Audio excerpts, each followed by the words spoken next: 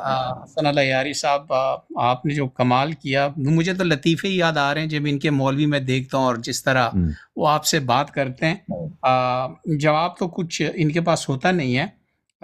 اس پہ مجھے وہ ایک لطیفہ یاد آ گیا کہ ایک مولوی صاحب ہوتے ہیں، تو وہ کسی چرسی کو دیکھتے ہیں مسجد میں وضو کرتے ہوئے، تو پھر وہ مولوی اس کو کہتا ہے کہ تو یہاں مطلب مسجد میں تو نماز پڑھنے آیا ہے؟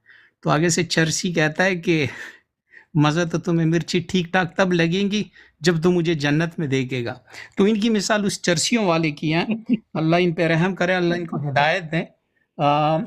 دوسری بات میں یہ کہہ رہا تھا کہ بخاری میں ایک حدیث ہے، آپ کی نظر سے بے شک وہ گزری ہوگی، جہاں پہ رسول اقدس صلی اللہ علیہ وآلہ وسلم جب گھر آتے ہیں تو حضرت عائشہ کسی ایک مرد کے ساتھ ہوتی ہے، بالکل مرد کے ساتھ وہ بیٹھی ہوئی ہوتی ہے، اور پھر رسول جب ان کو دیکھتے ہیں صلی اللہ علیہ وآلہ وسلم تو ان کے چہرے مبارک کا رنگ بدل جاتا ہے، اور پھر حضرت عائشہ ان سے کہتی ہے کہ یہ میرا رضائی بھائی ہے۔ تو رسول نے فرمایا کہ مطلب ہر کسی کو آپ بھائی کیسے بناتی ہو؟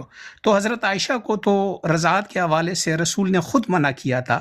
اب مجھے یہ سمجھ نہیں آ رہی کہ جو جس طرح یہ دفاع کر رہے ہیں، جو قرآن منع کر رہا ہے، اور بخاری کے حوالے سے حضرت عائشہ کو رسول نے منع کیا تھا، قرآن کا حکم آیا ہے، تو پھر اور یہ مزے کی حضرت بات میں آپ کو ابوبکر- بتاؤں، اسی حدیث کی روح سے ہے کہ عائشہ کی ماں بھی کراتی تھی نا، تبھی تو وہ بھائی بنا ہے۔ جی اب عائشہ کے بھائی کیسا کہ ابو بکر کی بیوی بھی مردوں کو جو ہے دودھ دیتی تھی، جی جی استان دیتی تھی، صحیح ہے نا؟ بالکل، وہ ہمارا وہ گجر والا حساب ہو گیا، حضرت ابوبکر میں تو آپ کو گجر ہی دکھاؤں ہو وہ گئے۔ حدیث یہ ہے، وہ حدیث یہ ہے بھائی، یہ لوگ بھاگ گئے، میں اس کی طرف آ رہا تھا، یہ صحیح بخاری ہے اردو ترجمے کے ساتھ، ٹھیک ہے نا؟ حافظ حماد صاحب نے ترجمہ کیا جلد نمبر 5، یہاں پہ ملاحظہ کریں، باب من قال لا رضاع بعد حولین، اس میں یہ حدیث ہے، ایک دفعہ کا ذکر ہے۔ حضرت عائشہ سے روایت ہے کہ نبی کریم صلی اللہ علیہ وآلہ وسلم ان کی تشریف لائے تو ان کے پاس ایک آدمی تھا، یہ دیکھ کر آپ کا چہرہ متغیر سا ہو گیا، گویا آپ نے اس کی موجودگی کو برا محسوس کیا۔ حضرت عائشہ نے کہا یہ میرا رضاعی بھائی ہے۔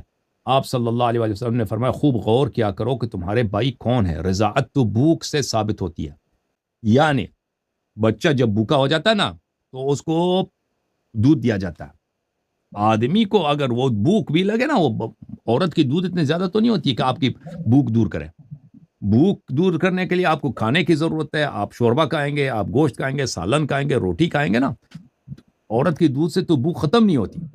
تو یہ رضاعت جو محرمیت کا سبب ہے وہ اس وقت ہوتی ہے جب انسان بچے کو بھوک لگتا ہے، بچہ بھوکا ہو جاتا ہے، اس کو دودھ دیا جاتا ہے، تو اس وقت اس سے کیا ہوتا ہے، اس کی رضاعت ہو جاتی ہے۔ تو اس حدیث کو کس باب میں بخاری نے لایا؟ اس باب میں دیکھو، پچھلے 2 سال کے بعد رضاعت معتبر نہیں ہے، اس باب میں ایک ہی حدیث لایا۔ بخاری خود کے نزدیک اس حدیث کا کیا مطلب ہے کہ بچہ جب چھوٹا ہوتا ہے، 2 سال سے کم ہوتا ہے نا، اس کو کھانا نہیں کھلایا جاتا، اس کو دودھ دیا جاتا ہے، تو اس وقت رضاعت ہوتی ہے، اور اس وقت جو ہے اس سے کیا ہوتا ہے، محرمیت ثابت ہوتی ہے، اس کے بعد محرمیت نہیں ہوتی۔ سمجھ میں آئی نا؟